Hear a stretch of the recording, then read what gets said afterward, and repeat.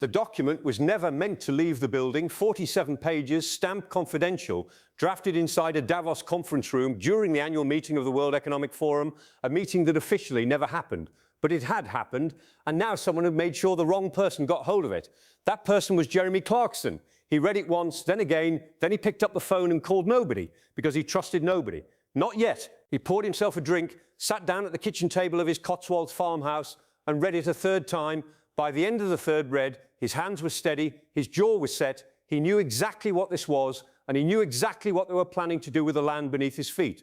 The question was, what was he going to do about it? It had started, as most things do, with something small. 3 weeks earlier, a brown envelope, no stamp, no return address, slipped under the back door of Diddley Squat Farm. Clarkson almost didn't notice it. He'd assumed it was another planning complaint from the council, another letter about parking or signage or some other bureaucratic absurdity designed to make his life difficult. He tossed it onto the kitchen counter without opening it. It sat there for 2 days. On the third day, bored and waiting for a tractor part to be delivered, he finally tore it open.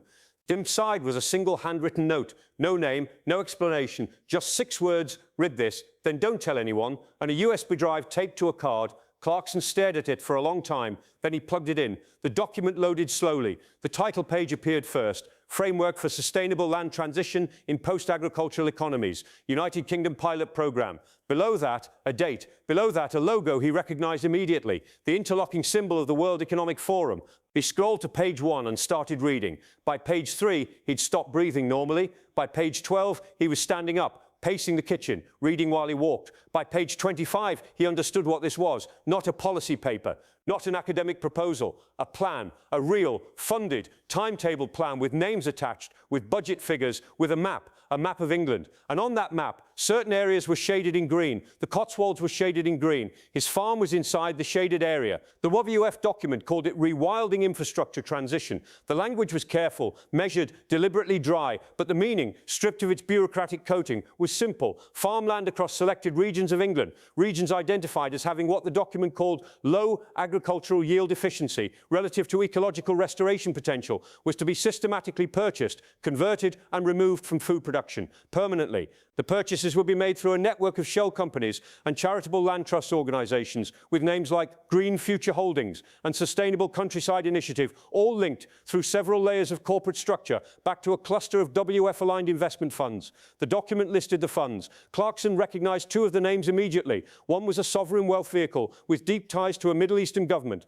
The other was a technology investment firm whose founder had spoken at Davos 4 times in the last 6 years. Neither had any obvious connection to British farming. Both, according to the document, had already committed capital to the first phase of acquisitions. Phase 1 was already underway.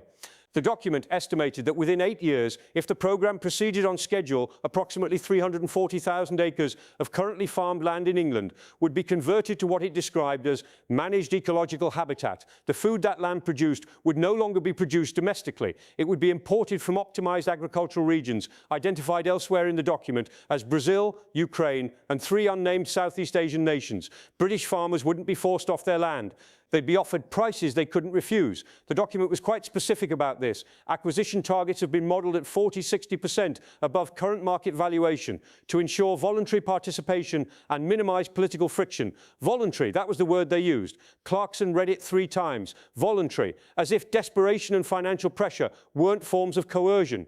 As if a farmer who'd watched his margins collapse for a decade, who couldn't afford to fix his equipment or pay his workers, who'd been told by every bank in the country that agricultural lending was too risky, as if that farmer offered 50% above market value for land he could no longer afford to farm, was making a genuinely free choice. He sat down heavily. He thought about his neighbours, the Hendersons, who'd been farming their land since 1952.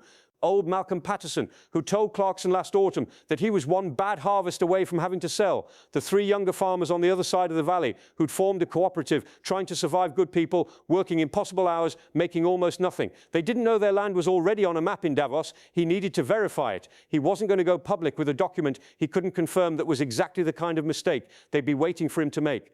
One unverified leak, and the whole thing gets dismissed. Clarkson the entertainer, Clarkson the conspiracy theorist, Clarkson the man who didn't check his sources. He spent 4 days making calls, careful calls to people he trusted, people with knowledge of land registry transactions, corporate structures, planning applications. He didn't tell any of them what he had. He just asked questions, specific questions about specific companies named in the document. The answers came back slowly, but then they came back clearly. Green Future Holdings was real, registered in the British Virgin Islands, operating through a UK subsidiary. It had made 17 land purchases in England in the last 22 months. 14 of those purchases were in areas shaded on the document's map. Sustainable Countryside Initiative was real, a registered charity. Its trustees included 2 former government advisors, one who had worked in the Department for Environment, Food and Rural Affairs, one who had served on the National Infrastructure Commission. Both had attended WEF events. Both had, in the last 3 years, quietly resigned from their public roles. The investment funds were real. The capital commitments, as far as Clarkson could establish through publicly available filings, were consistent with the figures in the document. Everything checked out. Every single line checked out. He sat with that knowledge for another day. Then he called his producer. I need a camera crew. 2 days. No advance notice to anyone. And I mean anyone. Not the channel, not the lawyers. Nobody. His producer, who had worked with Clarkson long enough to know what that tone meant, asked one question. How big is this? Clarkson looked at the 47 pages spread across his kitchen table. Bigger than Top Gear, he said. Bigger than the BBC. Bigger than anything we've done. A pause. I'll have a crew there tomorrow morning. They started at dawn. Clarkson driving no driver, no assistant through the Cotswolds lanes. He knew better than his own face. The camera crew in a second vehicle, following at distance. First stop, the Henderson farm. He hadn't called ahead. He pulled up at 7 in the morning and knocked on the door. Tom Henderson answered in his work clothes, surprised but not unwelcoming. Clarkson asked if they could talk. Henderson invited him in. They sat at the kitchen table, the same kind of battered functional kitchen table Clarkson had at his own farm, and Clarkson put a single printed page in front of him. Not the full document, just one page, the page with the map, with Henderson's land inside the shaded area. Henderson looked at it for a long time. Where did this come from? I can't tell you that yet. Is it real? Everything I've been able to check is real. Henderson was quiet. He looked out the window at his fields his father had farmed, that he'd worked since he was 12 years old.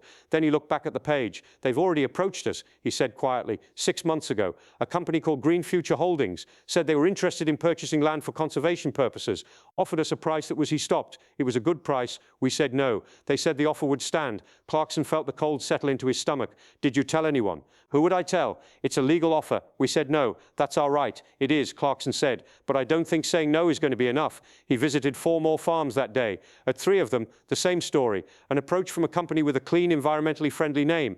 An offer, a price above market. Pressure that was never explicit, never threatening, just persistent, just there. At the 4th farm, a younger farmer named Daniel Marsh. The story was different. Marsh had accepted the offer.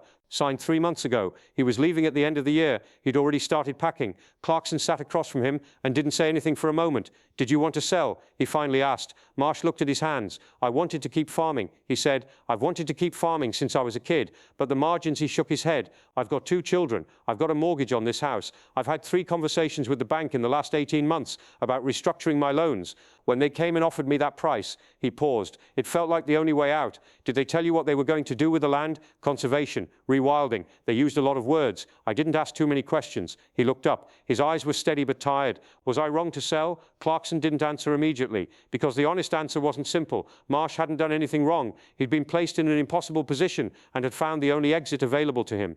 The wrong had been done long before Marsh had signed anything. It had been done by every government, every policy, every decade of neglect that had pushed British farming to the edge until a well-funded organisation from Davos could walk in and offer salvation. No, Clarkson finally said, you weren't wrong, but someone needs to know what's happening. The video went up on a Wednesday evening, 58 minutes long. No title card, no dramatic music, just Clarkson, the farms, the farmers, and the document.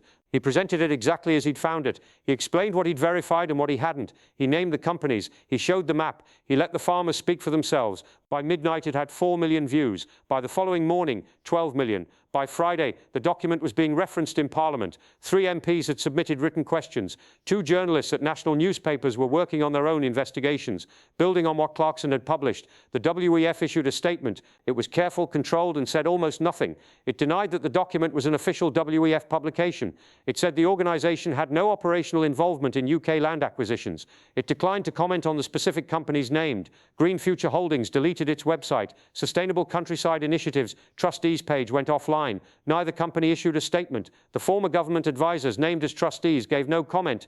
In Westminster, the pressure was building. The Environment Secretary was asked directly in the Commons, on camera, whether the government had any knowledge of the land acquisition programme described in the document. She said she was not aware of any such programme. She was asked whether she would commission an independent investigation. She said she would consider the matter carefully. She was asked whether she would meet with the farmers who had been approached. She said her office would be in touch. None of the farmers received a call. Clarkson published a second video 4 days later. This one was shorter, 11 minutes. Just him at his kitchen table, going through the government's response point by point. Not aware, he said. That's the answer. Not aware. 14 land purchases in shaded areas. 2 former government advisors on the boards of acquisition companies. A 47-page document with a budget, a timeline and a map. And the government is not aware. He looked directly at the camera. Someone in that building knows exactly what this is. And they are hoping, they are betting, that you will get bored before the truth comes out. He paused. Don't get bored. 3 weeks after the first video, a Parliamentary Select Committee announced an urgent inquiry into foreign-linked land acquisitions in England.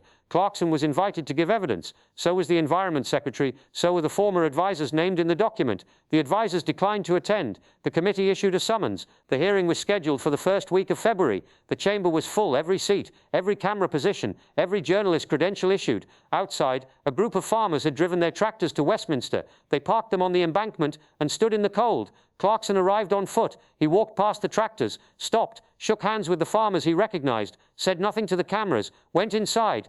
He sat down at the witness table, straightened his papers, and looked across at the committee members. The chair cleared his throat. Mr. Clarkson, thank you for attending. I want to begin with a simple question. When you received this document, Clarkson held up one hand briefly. Before you ask your question, he said, I want to say something. Those farmers outside Henderson, Patterson, the others, they didn't come here to make a point. They came here because they're frightened, not of losing their farms. They've been frightened of that for 20 years. They're frightened of something new. He looked around the room. They're frightened that the decisions about their land, their families, their futures are being made in rooms they will never be allowed to enter, by people they will never be allowed to question. He put his hands flat on the table. That document, he said, is proof that those fears are justified.